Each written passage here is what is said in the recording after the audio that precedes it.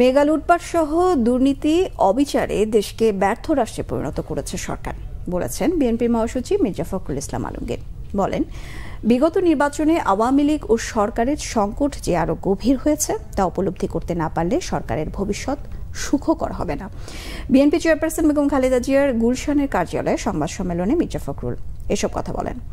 ৮ মে অনুষ্ঠিত দলের স্থায়ী কমিটির বৈঠকের সিদ্ধান্ত জানাতে এই সংবাদ সম্মেলন করা হয়।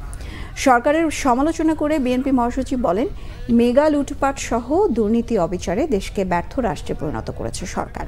তিনি বলেন, বাইরের কারো উপর নির্ভর করে না বিএনপি। তিনি বলেন, জনগণকে নিয়ে রাজনীতি করে বিএনপি। মির্জা ফখরুল অভিযোগ করেন, সরকার পরিকল্পিতভাবে দেশকে ব্যর্থ রাষ্ট্রে পরিণত করেছে।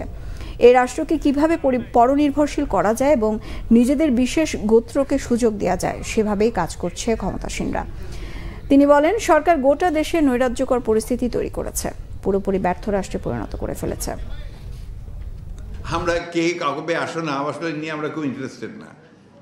আমরা মনে করি যে আমাদের বাংলাদেশের জনগণের উপরেই আমাদের ভরসা, আমাদের পুরো আস্থা, সেই আস্থার উপরেই আমরা দাঁড়িয়ে থাকি। রাজনীতিটা আমরা করি বাংলাদেশের জনগণকে নিয়ে। বাট একটা কথা আমি যেটা বলতে চাই যে উনাদের একটা ফলস ধারণা তৈরি হচ্ছে যে they have overcome the crisis. সংকট থেকে তার উপরে উঠে গেছেন, সংকট আরও গভীর করেছেন। এই বিগত নির্বাচনে আওয়ামী লীগের সংকট আরও গভীর হয়েছে, সরকারের সংকট আরও গভীর হয়েছে, এবং ওনারা যদি এখনই সেটা উপলব্ধি না করেন এবং নির্বাচন চেষ্টা না করেন তাহলে ভবিষ্যৎ তাদের জন্য খুব ভালো না।